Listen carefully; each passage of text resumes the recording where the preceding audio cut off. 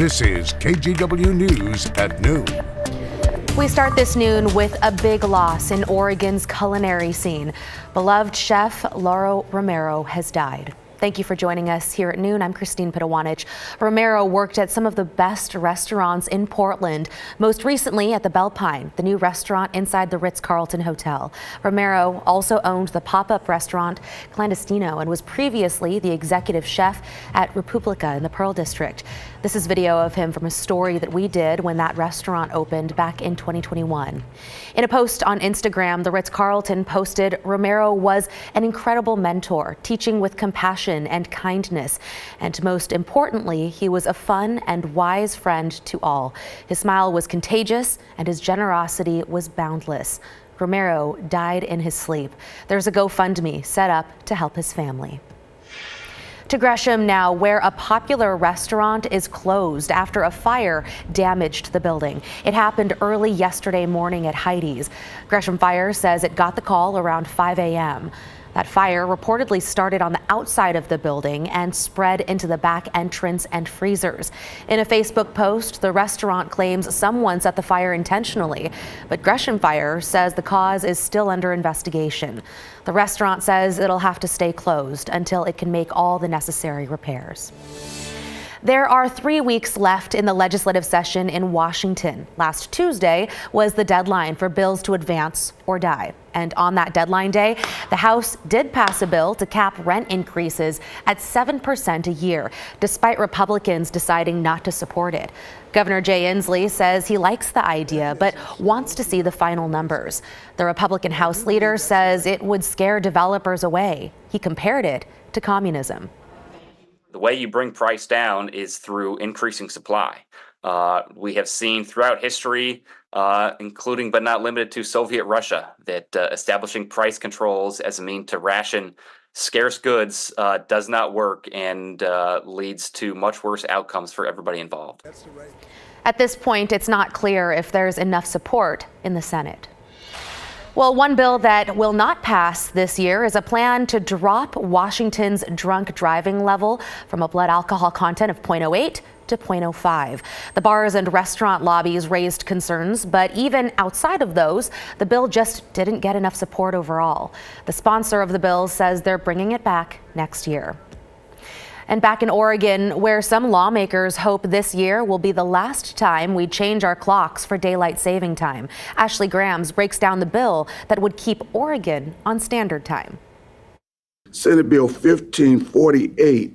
This bill making its way through the Oregon legislature would make standard time permanent, essentially doing away with daylight saving time. Many people don't even know this is happening, and if they've heard about it, they have no clue what daylight saving time means versus standard time. So what does it mean? This year, daylight saving time starts March 10th. Once we move the clocks forward, the sun rises 1 hour later and sets 1 hour later, giving us more daylight in the evening.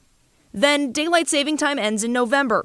We move our clocks back and return to standard time. Well, we are much better off having 8 months of evening sun than having 0. Critics say it's healthier to stay on standard time and avoid switching the clock altogether. It's shown by science to be the healthiest and safest way for commuters, for people who need to work outdoor, like farmers or construction, for children learning in school. But there is concern that Oregon would be the only state on standard time along the West Coast. If somebody commutes from the state of Washington, which many do, to Portland, from Vancouver to Portland, it's going to be a huge mess. Lawmakers in both Washington and California have proposed similar bills, but there's no guarantee they'd all pass through each state legislature at the same time or at all. Ashley Grams, KGW News. Rod, I know you've got strong opinions on this one, and not everybody watches all the newscasts, but I know you said basically if we're on standard time, sunrise would be like 4 a.m. in the summer and also set earlier, so around 7, right? Well, I mean, our longest daylight hours right now are June going into the solstice, and it's light until 9:30 basically on average in June. So it would be light until 8:30, but at the back half of summer, it would get dark much quicker. Mid-August, instead of it starting to look pretty dark around 8:15, all of a sudden it's 7:15 and it's pretty dark. And getting into September, all of a sudden it's going to be dark before 7. But I like that story gave a possible opening to tell your boss you're not sure why you're late. I like that. Here's our low offshore. It's the reason that we had the band of rain that just moved through.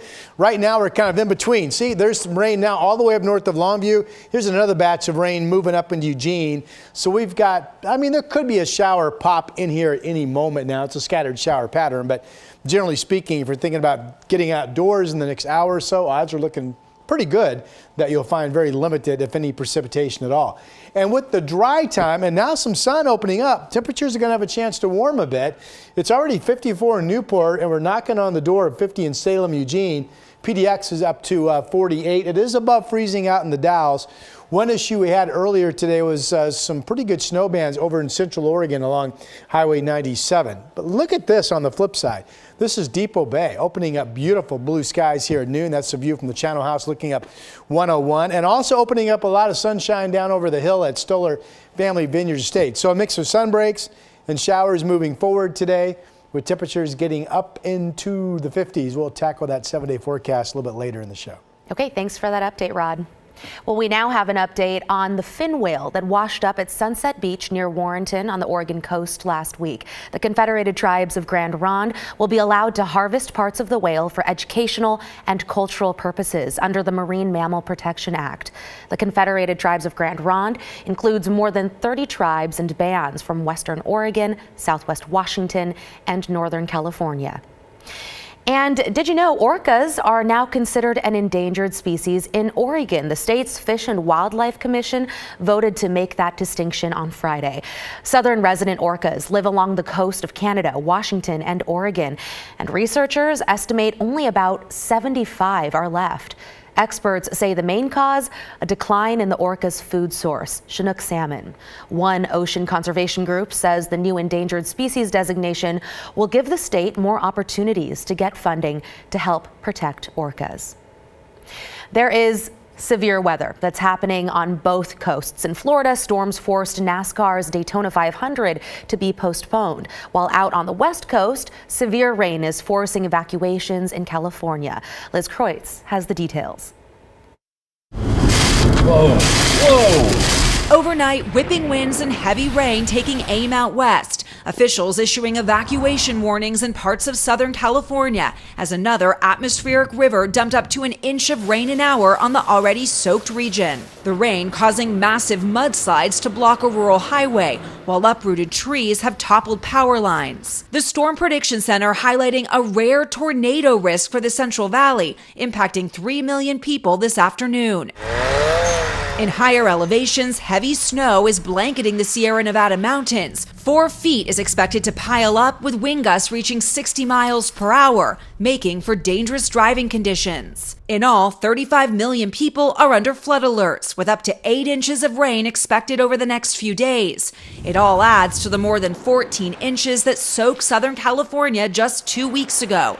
The back-to-back storm systems causing more than 500 mudslides. This is wild.